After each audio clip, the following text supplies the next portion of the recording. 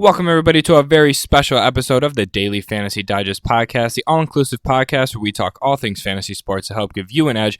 Welcome, everybody, to the all-star edition of the Daily Fantasy Digest podcast. We're going to be breaking down any and everything about this 2019 MLB All-Star Game, who my favorite plays are, what I think about who was picked, and any low-key plays that I think are going to be viable when it comes time to draft your lineup. Filming this a little bit early, but I think all the information still applies.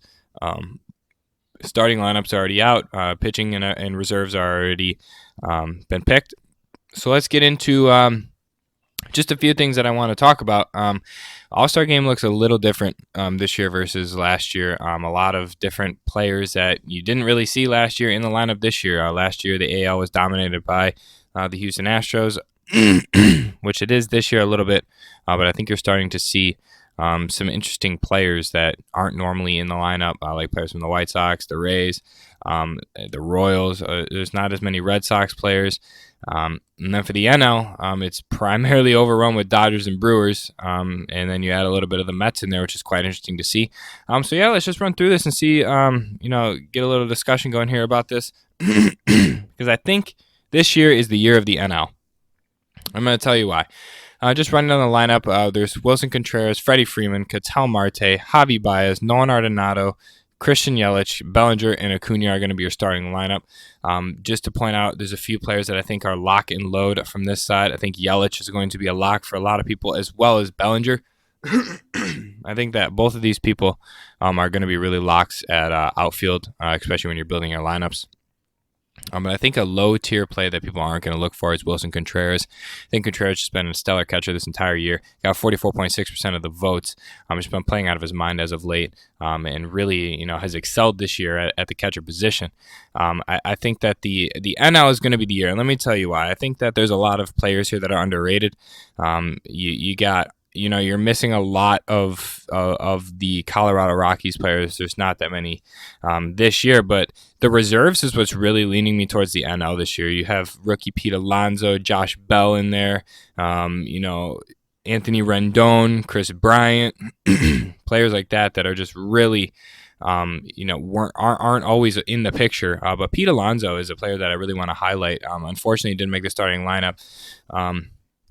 But I think he just really excels as a breakout year, as well as Josh Bell kind of turning it around for the Pirates. I think these are players that are really just incredible this year and kind of add a lot of value to any lineups that you pick. It's going to be really hard to gauge how many innings people get to play and who goes where. But a player that I expect to play a lot is Christian Yelich and Cody Bellinger. I also expect Ketel Marte to play a lot. I think that there's not too many players. I wouldn't expect him to get subbed out before the fifth inning. I think Marte is just an incredible player, and he's kind of a low-tier player that I think is going to get overlooked on this side of the lineup, or on this side of the All-Star game. But I'm a really big fan of Marte, Yelich, and Bellinger, and potentially Wilson Contreras. Yeah, I know prices haven't come out; those probably won't come out until Monday night. But I really want to go ahead and get this breakdown out on Sunday, so you can kind of get something to go off of and look forward to.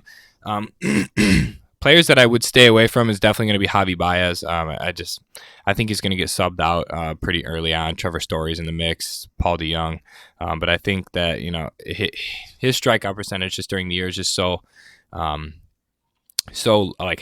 I just really don't want to kind of target Javi Baez as well. So he's a player that I would definitely stay away with. And then same with Nolan Arenado. I just can't bring myself to play him, especially when Anthony Rendon and Chris Bryant are going to come in and kind of steal some of those innings. If we go down to pitching for the NL, this is what really swayed my decision. The pitching for the NL pitchers this year has just been absolutely incredible, and you're getting some players in here that you just haven't seen. Mike Soroka being a big one here, kind of a breakout year with the Braves. Jacob deGrom, I don't see him starting. I see Scherzer getting the start for sure, which he'll definitely go 2 to 3 innings. I think Scherzer is definitely a great play. He's gonna K a lot. He's gonna strike out the side for at least 1 or 2 of the innings. So I really like Scherzer. You have 3 Dodgers. You get Kershaw, Ryu, and Buehler. who are all viable plays, but it's really hard to gauge pitchers for the All-Star game because you don't know who's going to come in. You don't know who's going to be the second, the third. The starters are safe, and those who I would go with for the most part. You get Zach Greinke in there, Luis Castillo, and then a very weird one for me, starting pitcher Sandy Alcantara for the Marlins, who's been having an incredible year. But just below them, the relieving pitcher in Josh Hader is just going to send this National League team into a different level. The reliever, Josh Hader, has been incredible. So I think that this is definitely somebody that you want to roster in your lineup if you can. He's guaranteed to play. He'll pitch at least 1 or 2 innings, strike out a few. So I really like Josh Hader.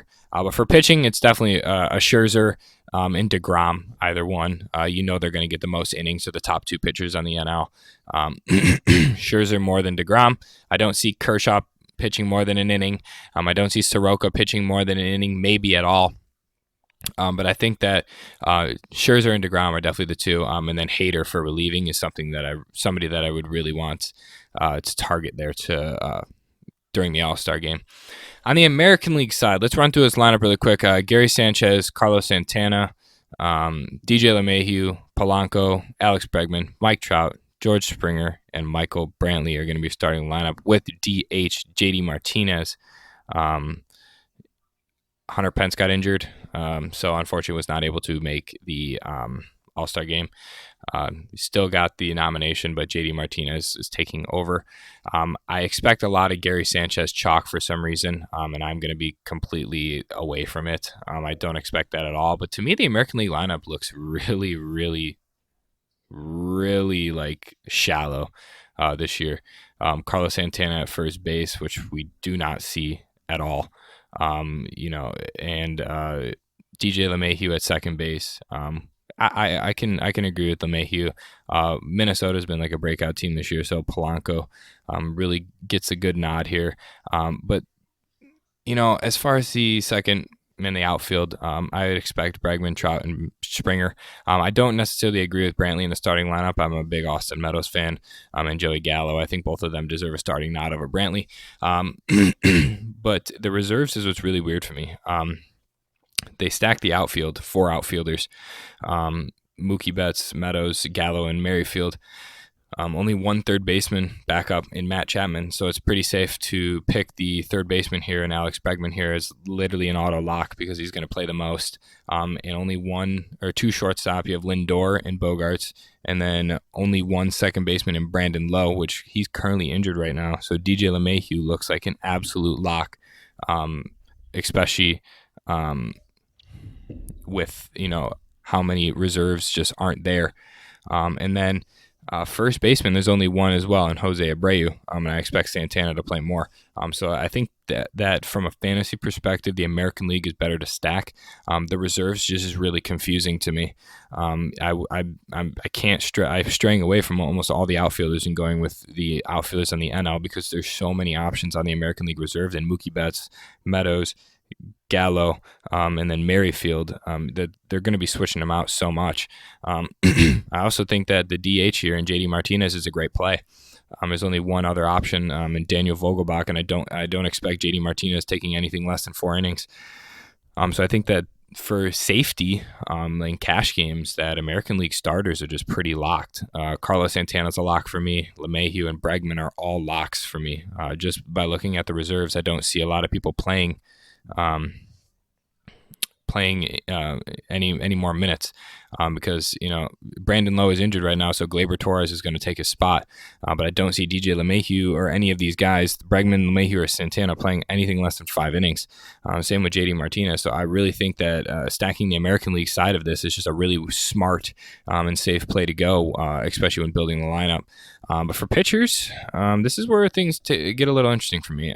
It's hard to really say who the starter is going to be. Verlander, Cole, and Giolito all have been absolutely exceptional this entire year.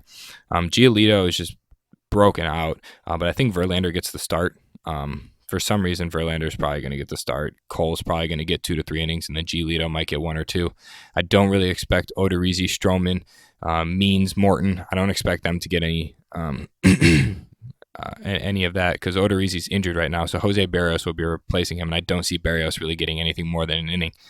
But for me, I think that any of the top pitchers, I'm just more inclined to take pitchers from the NL.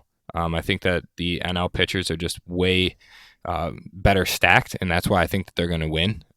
Is the pitching on the NL is just so much far superior, in my opinion. I mean, Marcus Stroman made the American League starting, and so did John Means from the Orioles. I mean, this is just an absolute joke for me, to be honest. Marcus Stroman has been far from average, to be honest, and so is Means.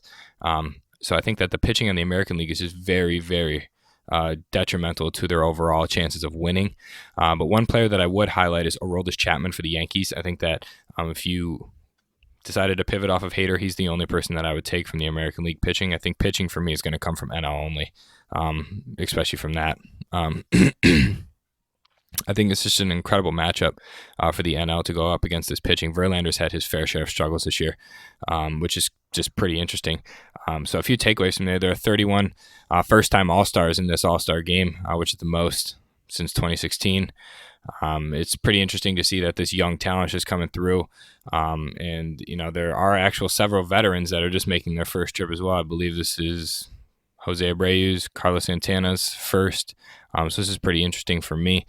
Charlie Morton gets the nod on the AL side, being 33. Never made an All-Star team, but has made it 2 straight. And then, we do not see a 6-time All-Star Jose Altuve in this, which is pretty interesting for me. But one thing I do want to go ahead and highlight here is the coaches. In the NL, it's going to be Dave Roberts, and then on the AL, it's going to be Alex Cora. And a lot of people are thinking that Alex Cora is going to pick Luis Giolito to start, and which would be an incredible, hats off to Giolito, and he would be a lock-in pitcher for me if that was the case. I would go Scherzer and Giolito for sure if you could. But I think that, they say Dave Roberts will pick his starting pitcher, and there are 3 of his own pitchers right now in his actual lineup. So I think it's a little interesting. But a few snubs that we are seeing right now is that, a lot of people were complaining about Gleyber Torres, but he did get the nod after Brandon Lowe got injured. And then people are actually mind blown, which I am as well, that Jose Abreu got the nod over Luke Voit at first base. It would be understandable if the White Sox needed one representative, but they have, James McCann and Lucas Giolito, who are both deserving of that, which is pretty interesting for me. Expect that you'll see Brad Hand to be the closer for the AL side over Chapman. Just because the game is going to be taken in Progressive Field in Cleveland. So Brad Hand's probably going to be closing the game out. I expect Chapman to still get an inning, but I think Brad Hand will probably close it out, which would be pretty interesting to see, how that kind of carries and rolls out. But I think that overall, just to kind of do a recap, I want to just, kind of go through this again. On the NL side, for hitters, Christian Yelich and Bellinger are absolute locks for me, with a nod for Ketel Marte and Wilson Contreras at catcher. And then for pitchers, I think Scherzer is going to get the start. And I think that Josh Hader is definitely another play that I really would like to, highlight here. And then for the AL side, Santana, LeMahieu, Bregman, auto locks, just based on looking at the reserves. There's just a short amount of players that are going to be, replacing them. I mean, Bregman got almost 50% of the votes. He's going to play a lot of the game. So I think that those are the 3 safe plays from each side. And then for pitchers, Brad Hand and Chapman are both going to pitch an inning. And then if Giolito starts, I love Giolito as well. So with that being said, I'm just looking at like a history over the past 6 years. The AL has won every time. Very close games. Last year was an 8-6 victory. The year before was a 2-1 victory. It's been no more than 3 runs in the past 4 years. But I think that somebody's got to take down the AL, and the AL roster this year just looks completely weak compared to the NL. So if I'm a betting man or from a DFS standpoint, I want to stack the NL for the most part, but take the AL lock and load players in the lineup that just don't have any backups for them. I think that this is just a very good strategy. I want to fade players like Mike Trout and George Springer. I know they're going to be chalky, but I think that fading them is just an incredible, matchup for against other players in these contests. And then it's going to be really hard to gauge which reserves get to play. But I think that playing the starting lineup in Yelich and Bellinger on the NL side, they're going to play a ton. And same with Bregman, Santana, and LeMahieu, they're going to play a ton. So I think that those are the safest plays for me. And then, like I said, pitchers, Scherzer, Giolito, Brad Hand, Josh Hader, Chapman as well for GPPs. I think this is a great start. And then I'm going to go ahead and make a prediction here. I think NL is going to take this one, score of 8-4. I think they're just in an incredible spot here. I want to touch on one thing before I wrap this up. The home run derby is going to be taking place as well. Vlad Guerrero, Carlos Santana will be in that as well. Pete Alonso, Christian Yelich, Josh Bell, Ronald Acuna, Jock Peterson, and Alex Bregman, with a first-round matchup of Yelich versus Vlad, Bregman versus Peterson, Josh Bell versus Acuna, and Pete Alonso versus Carlos Santana. A lot of people are giving the nod to Christian Yelich already. I think that Josh Bell is going to win this entire event. I think he's just been on an incredible roll this year. I think Josh Bell's got this one in the bag. I actually could see Vlad Guerrero taking down Yelich in the first round.